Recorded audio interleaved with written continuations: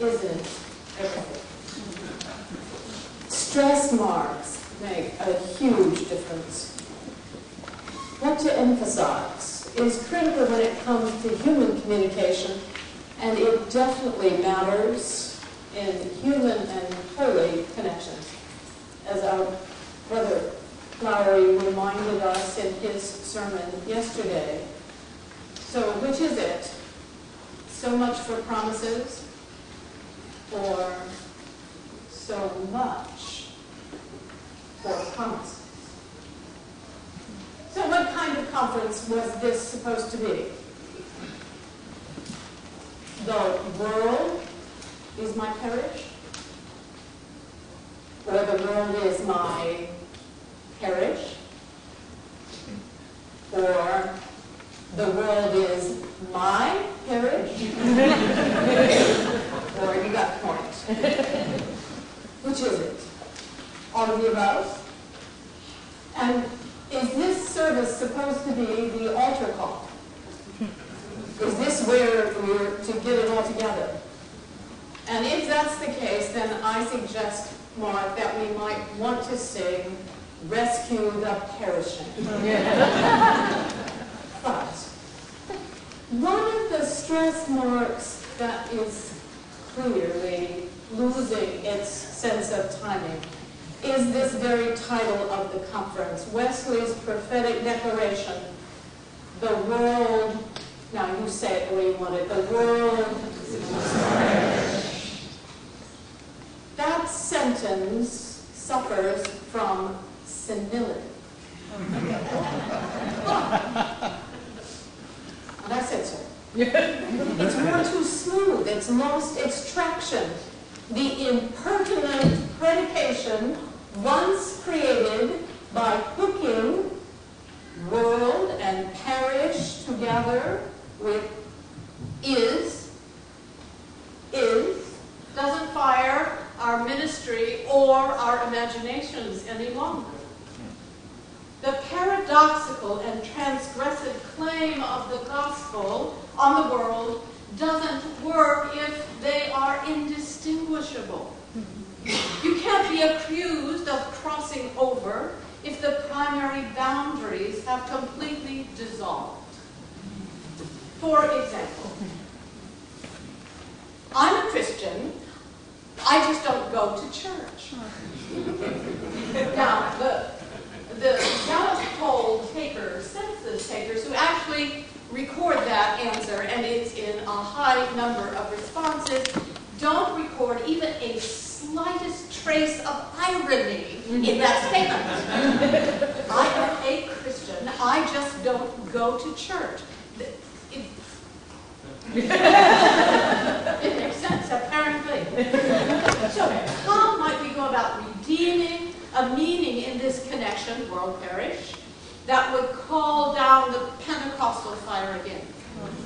What friction of contrast could we create so that our hearts and minds might be strangely warmed? Allow me to start with the word world.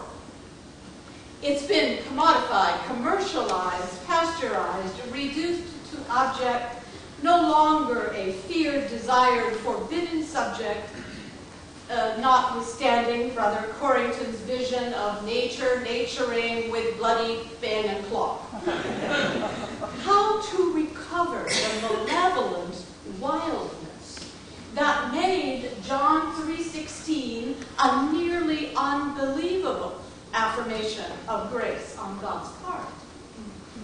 What purgatorial vision of a nation teetering on the edge of a civil and class war might we glimpse in Wesley's world or in our own? How might we resurrect the dank, infectious weirdness concealed in that word, world, that would rightly contaminate any innocent connection to parish, and if truth be told, should repulse even the most devoted Christ and culture believes. How might we do this? Could I summon a metaphor? Metaphor theology feeds on impertinent predications. So, let me try this one. The metaphor. The word for world is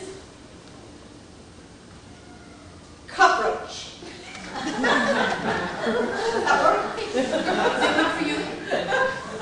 Plural works better. Roaches. Roaches. Not just one. There's never just one. Unless, of course, you're a trash compacting robot named Wally on coast Earth. There's never just one. There are, in fact, 4,000 species of cockroach, of which only 30 species are associated with human habitation, and about 4 species are actually known as pests. And they certainly are territorial. There's the German roach, the American roach, the Asian roach, and then one, you explain this to me, that hails from the Orient. According to Wikipedia, which some in this room also classify as a pest,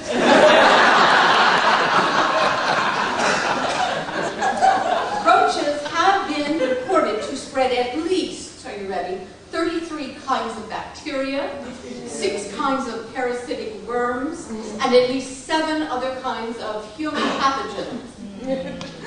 They can pick up germs on the spines of their legs and bodies as they crawl through decaying matter of sewage, and then they carry these onto the food and onto the food surfaces. You don't want to know how they know when you're coming. It's all about anal sensitivity.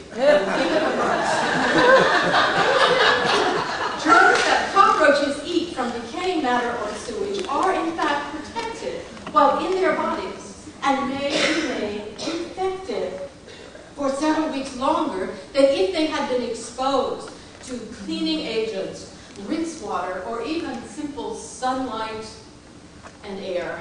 That makes you want to reach for some Clorox wipes. Recent medical studies have, in fact, shown that cockroach allergens cause allergic reactions, severe allergic reactions in inner city, substitute the word poor, that's what inner city means, poor children.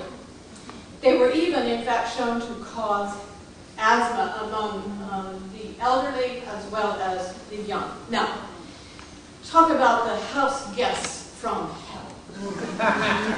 These are the spawn of Satan. Anybody catch Rita's lecture yesterday? Our puritanical DNA need to wage war, holy war, against those who defile creation.